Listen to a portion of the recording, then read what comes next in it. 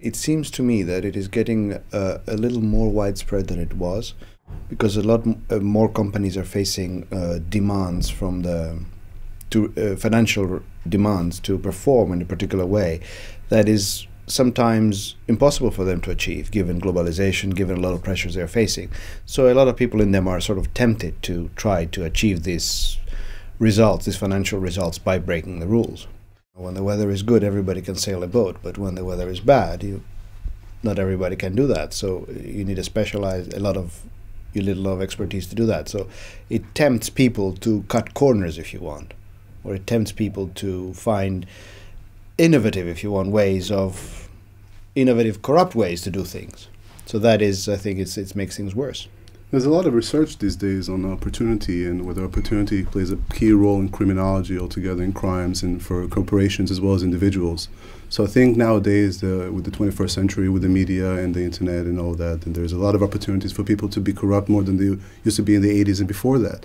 So yes, indeed, now you have a lot of pressure, and you have a lot of pressure for companies to excel and to get more money. But nowadays, because of the opportunity to commit more crimes, and it seems to me that it is more widespread, especially with the internationalization of commerce and the internationalization of, together with other companies from other places around the world, there is more chance for corrupt behavior to actually take place. I think corrupt behavior has become more sophisticated over the years, especially because you're dealing with super rational individuals and companies that have deep pockets. So they can hire people that have that ability to do things that they're not supposed to be doing, and to conceal it within legal means. So it's very difficult to detect it these days. So unless a corporation by itself is trying to promote more compliance and trying to find the problem by itself, it's becoming more and more difficult to actually detect it. In a business context, corruption would be basically taking unfair advantage of your position of power to make money out of your organization, steal from your organization, or take funds from your shareholders, or produce a product that is bad for the consumers and make money out of that by not putting all the efforts in it, all the effort and the quality of materials that is required. So corruption could take many forms in a business setting. And that's one of the purposes of this course, in a sense. We're trying to prevent organizations from becoming corrupt. Because the argument one could use is you can do a lot of damage to somebody with a knife, with a gun, or with an army. You can do a lot more damage with an army. So when you get an organization that becomes corrupt, the damage that it can do to society, and we've seen that through Enron and Arthur Andersen, is a lot greater than any individual that is corrupt can do. So that's what we're trying to prevent, in a sense, the organizations from becoming corrupt. There are many examples in the pharmaceutical company industry and the pharma industry that corruption, as we see it, is actually very much a way of life and a way of doing business. For example, getting a license in remote places around the world that would allow you to sell Viagra and other medicine that are strictly either controlled or non-controlled medicine, but that are supposed to be supervised in wherever country people are buying them. But getting that license becomes very easy when you pay off the doctor or you pay off the organization to give you that license. So we see a lot of offshore companies setting up these structures to sell pharmaceutical products and medicine over the internet. And although it's in the gray area of legal or not illegal, but certainly you can see the problems of selling medicine that is not being controlled. First of all, it's again a question of measurement. How do you really measure it, and how do you actually get to these cases? Because remember that if you want to get some sort of a policy, you need enough cases to analyze. And because these are individual cases, for a social scientist, for a criminologist to get a comprehension of what is it about to be corrupt, what is it about the organization that makes corruption possible, you need a large body of cases, and they're not present. It's very difficult to get to them. Again, because both sides, the corruptor and the corruptee, don't have an incentive to go out and report it. So getting to the cases is very difficult for the social scientists, although we're moving forward and getting enough information out there from particular cases that we can learn and establish some criteria and guidelines on how to deal with the problem. I would say that it starts from persistent demands for a particular kind of performance that is not feasible given existing resources. And then the lack of control mechanisms. And the control mechanisms, financial control mechanisms over the years have been started focusing on whether you achieve your goals. but they're not focusing enough on how you achieve your goals. And if you give enough time and enough pressure, you put enough people in this pressure situation, they will eventually, some of them will start cheating, and they will make the organization corrupt. So that's one of the waves now that's coming in, the new things that's coming in, compliance systems.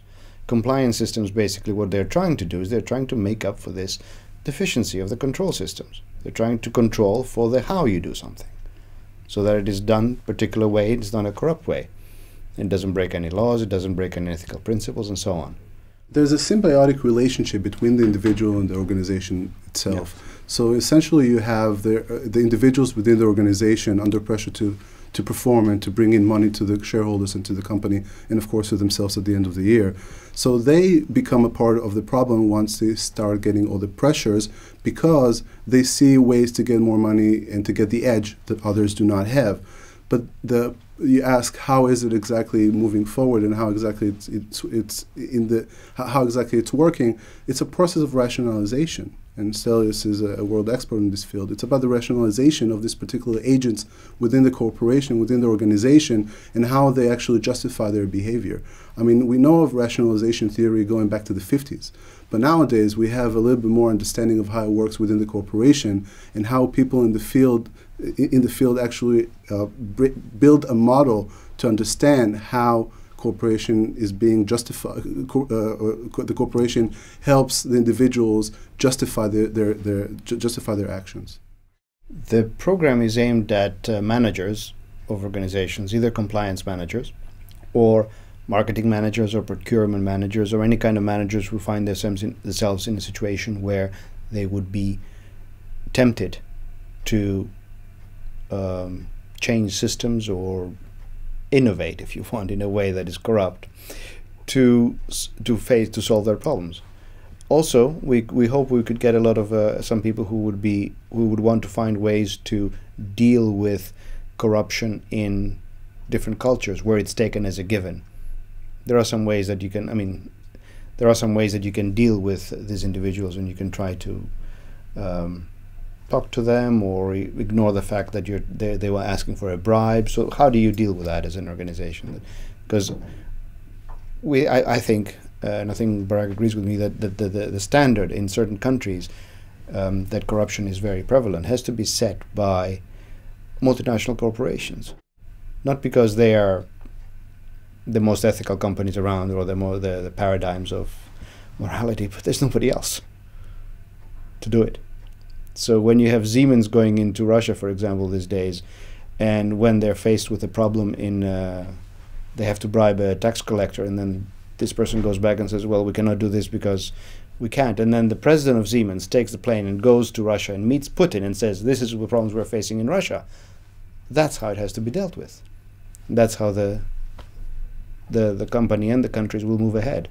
If you ask who this course is directed at, I think it's large organizations that an age of austerity might feel the pressure to do things that they're not supposed to do. And we want to help them to realize the problems that they will face if they'll start doing bad things, such as corruption, such as doing money laundering, such as setting up structures the way they're not supposed to do, to take up money from the company in the way that they're not supposed to do, because everybody at the end will get hurt from it, not only them, but society altogether.